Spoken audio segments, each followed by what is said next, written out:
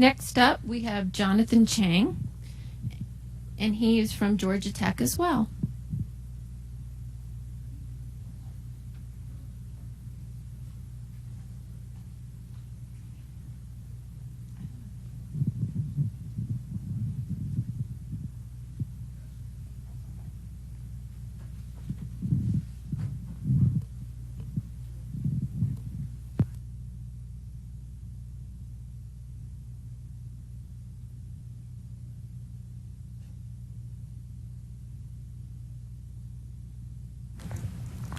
We're good? Cool.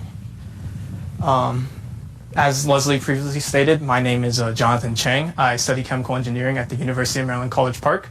I'm a rising junior, and this summer I was also in the SUI and REU at Georgia Tech under my principal investigator, Professor Michael Filler, and my mentor, Marmo Abir. And my project was the effectiveness of grown polymethyl methacrylate, or PMMA brush, as a masking agent. And so to kind of give a little bit of a motivation for this talk, I want to discuss 2D versus 3D fabrication of nanostructures. What's most commonly used by people is a mostly top-down fabrication method. For simplicity, I'll be illustrating a mostly etching method where you start with a substrate, generally a silicon wafer. You then deposit the material on top, followed by a mask. And then through some photolithographic technique, you remove parts of the mask. And then from here, you can etch away the exposed material and then strip away the mask itself. And then you have a material in a region of interest on your substrate. And so this is fine and dandy on 2D substrates, as I've shown. However, transferring this over to 3D nanostructure substrates is much more difficult, especially when we're trying to do it in bulk. And one of the main challenges is actually getting photolithography to work at high resolutions and accuracies on them. And so to solve this, the Filler Lab is working on selective coaxial lithography via etching of surfaces, or scales process, where we hope this will lead to a fully bottom-up fabrication process, where we can actually create our structure atom by atom. And it hinges on actually directly polymerizing from the surface of your nanostructure via atom transfer radical polymerization. And so with this, you again start with your substrate. And one thing to note is that the regions where you want your polymer mask and the regions where you don't want it have to be different, usually chemically. But anyway, you start with your substrate. You then attach an anchoring group on top of it, which will be chemically bonded to your substrate. And from that anchoring group, you can then directly polymerize off of it. And then through some kind of selective chemical etching process, you can then remove part of the polymer mask to create a region of your mask and a region without. And so my mentor has been able to successfully do this on silicon germanium nanowires, where he's been able to polymerize PMMA off of them and then selectively etch off the PMMA from the germanium side. And so after this, we want to actually be able to start depositing material on top of our 3D nanostructure. And we're going to do this via area selective atomic layer deposition, ASALD. So after scales, you have your substrate with your polymer mask on top. And what you can do is you can then place your substrate into a chamber. And generally, your substrate will have an oxide layer with a few reactive hydroxyl groups. And you can then pulse in a precursor, which will react with those hydroxyl groups. And eventually, you can react with the entire surface, and you can purge off your precursor and byproducts. And then after that, you then pulse in a second precursor, which will reactivate your surface. And once your surface is reactivated, you purge off your precursor and byproducts, and you're back at step one. And so you can keep cycling through and keep depositing more and more layers. And so back to my project, we want to look at how our grown PMMA brush acts as a mask. And from now on, I will be referring to our surface polymerized PMMA as just PMMA. And so I wanted to investigate and actually optimize the masking abilities of our PMMA. And so my focus is on the ASALD step after scales. And I want to see if our PMMA by itself can work as a good mask. And if not, what process specifications of ALD can I change to improve it? And then finally, we want to be able to selectively etch off our mask while keeping our deposited material. And so to simulate ASALD, I performed 10 cycles of ALD on silicon wafers and a silicon wafer with PMMA. And generally, this PMMA was grown to around 30 nanometers. And then I analyzed and characterized these samples using X-ray photoelectron spectroscopy, where I was able to get these XPS spectra. And so on the x-axis is binding energy measured in electron volts. Generally, when you look at XPS spectra in the peaks, where the peaks are on the x-axis gives you a good idea of the chemical species of your surface. And then the y-axis is intensities, which is measured in counts per second, an arbitrary unit.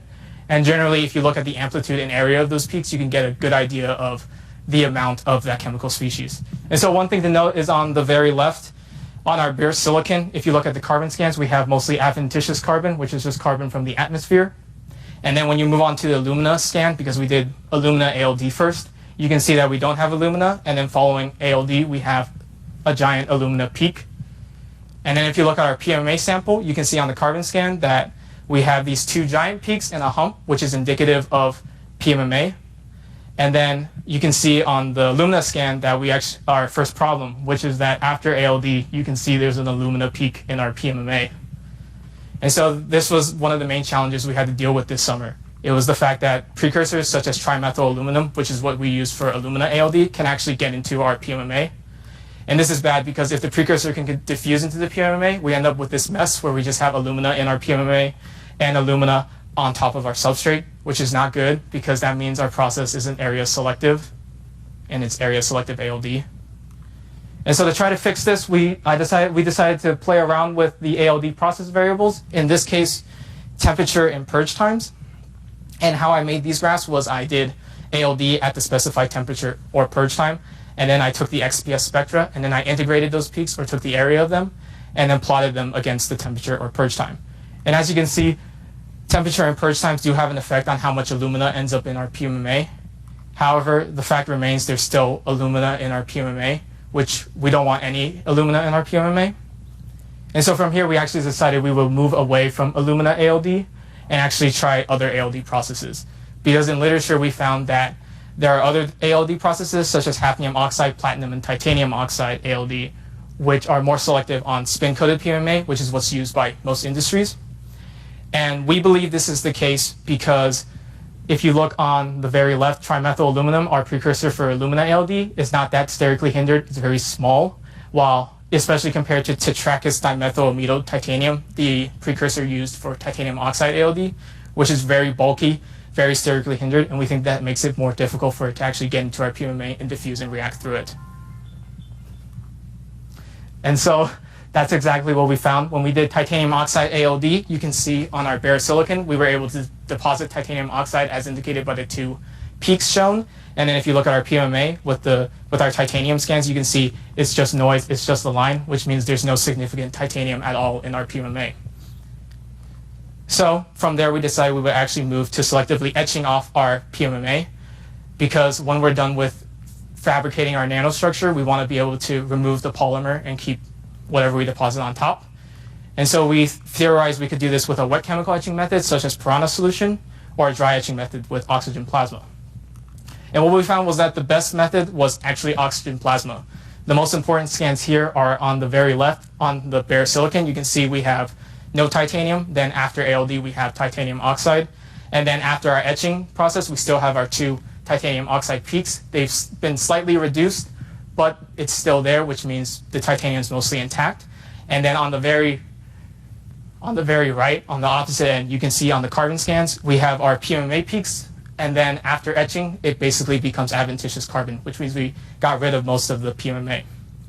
So from here, we can conclude that the main factors in our PMMA brush affecting this as a mask is mostly precursor size and chemistry, with temperature and purge times playing a minor role, and that we can selectively etch off our PMMA without significant damage to our deposit of oxide using oxygen plasma. And so in the future, we want to try out a bulkier precursor for alumina ALD to improve the alumina ALD process, as well as to see if our theory works out. And I also want to start testing on nanowire substrates, because we ultimately want to do this on 3D nanostructures. And then finally, we want to implement scales and ASALD to create functioning 3D nano devices. I'd like to thank everyone listed here, the Filler Lab, my PI, my mentor, everyone at Georgia Tech, NNCI, and NSF, SUIN, etc. I'll open the floor to questions.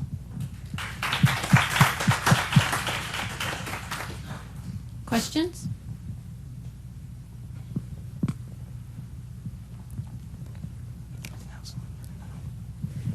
So you mentioned that there was alumina in the PMMA, but you didn't want it there. Right. So could you remove that, or maybe what are some ways that you could remove that to stop that from happening? Yeah, so the question was, since there's alumina in our PMMA, is there like a way we could remove the alumina as well as with the PMMA. Because of time constraints and the objectives of this project, we didn't have enough time to actually test that out. It's possible that we could be able to do it, but we would need to do further testing.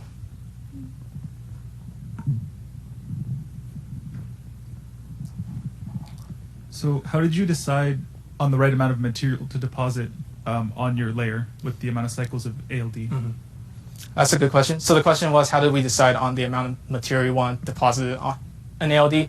So again, we did around 10 cycles of alumina ALD, which gets you about 1 nanometer of alumina. The thing about XPS is that it has a bit of depth perception, so you can actually see through, generally around 5 nanometers. And we found that at 1 nanometer, we were able to see past the alumina onto the silicon and also the PMMA.